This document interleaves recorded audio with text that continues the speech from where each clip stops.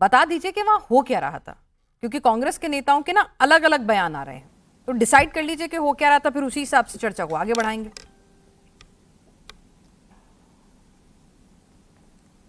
देखिए पिनाक जी, सबसे पहले तो मैं समस्त देशवासियों को 80 में स्वतंत्रता दिवस की हार्दिक शुभकामनाएं हमारी पार्टी की तरफ से, मेरी तरफ से, अजय वर्मा की तरफ से, राहुल जी, प्रियंका जी, सोनिया जी, खड़गे जी और सारे कांग्रेस के बब्बर शेर कार्यकर्ताओं की तरफ से आपके चैनल को और देशवासियों को देना चाहता हूं। स्वीकार कीजिए, वंदे मातरम।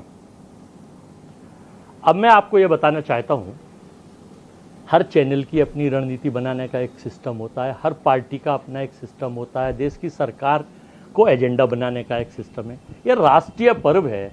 आज़ादी में जिस पार्टी का कोई योगदान नहीं रहा, 52 साल जिसकी उस संस्था को तिरंगा फहराने में लग गया, शहीदों को जिनकी गवाहियों पर फांसी हुई देश में, इस पार्टी का उदय 80 के बाद हुआ हो, तो वो लोग क्या राजनीति में आज़ादी का मतलब समझेंगे? 1937 में मुस्लिम लीग के साथ श्यामा प्रसाद मुखर्जी मंत्री थे, उनके साथ सरकार में शामिल रहे, वो लोग कुछ नहीं समझेंगे इस चीज़ को।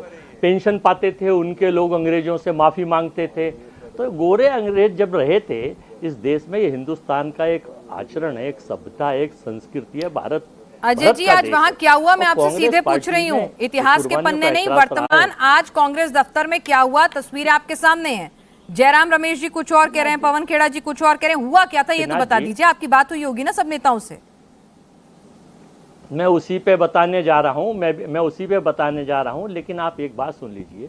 नहीं, पहले आप मेरी बात बता दीजिए, फिर मैं आपकी सारी बातें सुन लूंगी। जब वो पंडित जवाहरलाल नेहरू, सुन लीजिए, ऐसा मत करिए, गणतंत्र दिवस पर ज्यादा वो मत करिए, सुन लीजिए। स्वतंत्रता दिवस, देश के प्रधानमंत्री जब पंडित जवाहरलाल नेहरू, इतिहास की बात, आजादी से पहले राजीव गांधी, इन सब पे चर्चा करते हैं, तो क्या हम वो चीज भी नहीं बता सके? हम तो उन्हीं को फॉलो करते हैं। आप करती हो नहीं करती हो? टॉपिक है जो चर्चा अगर आप नहीं करती हो तो अलग बात है, मैं तो करता हूँ भाई। नहीं, तो ये ऑब्जेक्टिव क्वेश्चन नहीं है कि यस और नो में जवाब। अरे सामने जो हो रहा है वो तो यस और नो में बताओगे ना, हो क्या रहा है, हम लोगों ने उसके बाद आप मेरे लिए पूरी आप प्रसंग सहित व्याख्या कर दीजिएगा। अभी क्या हो रहा है अजय वर्मा जी?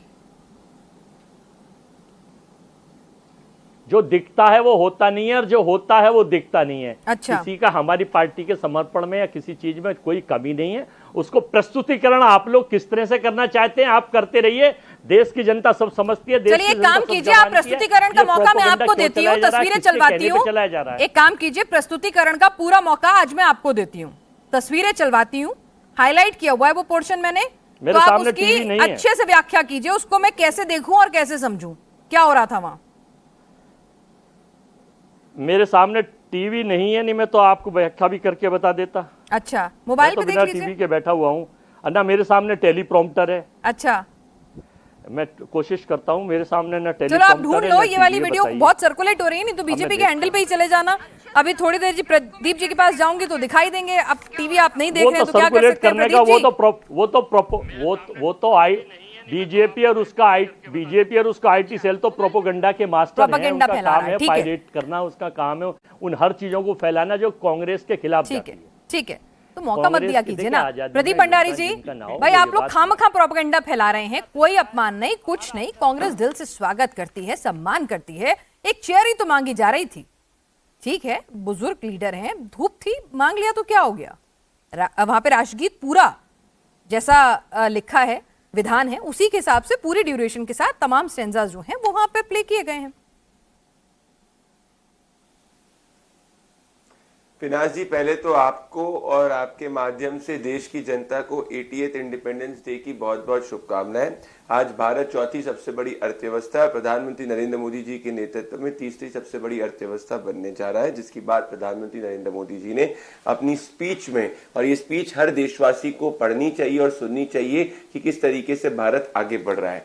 पर पहले बात तो अजय वर्मा ने इतना झूठ बोलना शुरू किया पिनाक जी कि उनको यही नहीं पता कि आज गणतंत्र दिवस नहीं स्वतंत्रता दिवस है। तो पहले तो अजय वर्मा भाई, आज स्वतंत्रता दिवस है, गणतंत्र दिवस नहीं है, इसलिए इतना झूठ मत बोला करो जितना झूठ बोलते हो। फिर प्रोपेगेंडा चला रहे रहे हैं आप? पर चलिए, मैं आज आप इंडिया टीवी पे अगर सामने विजुअल इंडिया टीवी पे अगर हम सामने विजुअल को देखेंगे, या यहाँ पे इस वक्त मैं वीडियो को देख रहा हूँ, अगर आप ध्यान से देखें पिनाज जी, कि जब वंदे मातरम चल रहा रहता है, जब वंदे मातरम को गाया जाता है, सोनिया गांधी के फेशियल एक्सप्रेशंस को देखिए, उनके कितनी आग बबूला हुई है, वो आग बबूला होती है।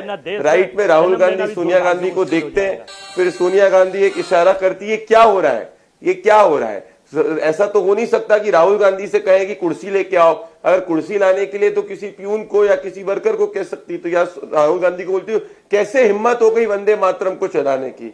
फिर ये आगे बढ़ते हैं, और अगर आप यहाँ पे और वीडियो को आगे देखें, ये देखिए इनके एक्सप्रेशन, इस तरीके से आगे बढ़ती सोनिया जी, और फिर जाके खड़गे जी उनको समझाने की कोशिश करते हैं कि सोनिया जी रुक जाइए, रुक जाइए, रुक जाइए, पर वो मानते नहीं है। और राहुल गांधी उधर बात करते कि हिम्मत कैसे भी अजय माकन तुम्हारी वंदे मातरम को चलाने की।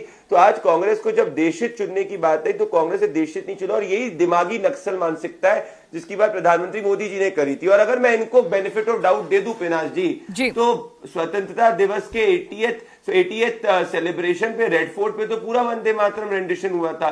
तो राहुल गांधी ने उसको स्किप क्यों किया, सोनिया गांधी ने उसको स्किप क्यों किया? इसीलिए किया क्योंकि आज रेड फोर्ट से पूरे वंदे मातरम का उद्घोष हो रहा था। तो इनको दिक्कत जो है किसी भी राष्ट्रवादी चीज से है, यही सच्चाई है। और ये कोई छोटा मोटा नेता, पहले हम सोचते हैं कि छोटा मोटा नेता ऐसा करता है, ये नहीं, कांग्रेस पार्टी की माइनर लीडरशिप को इससे दिक्कत है। आज कांग्रेस ने स्पष्ट कर दिया, वो देश हित के साथ में नहीं है, वो एडवीना हित के साथ हो सकती है या देश विरोधियों के साथ हो सकती है। इसीलिए अफवाह गैंग हारा है और देश जीता है। पर आज कांग्रेस को देश से माफी मांगनी चाहिए कि उन्होंने वंदे मातरम का अपमान किया, लाल बाल पाल का अपमान किया, इस देश की जनता का अपमान किया।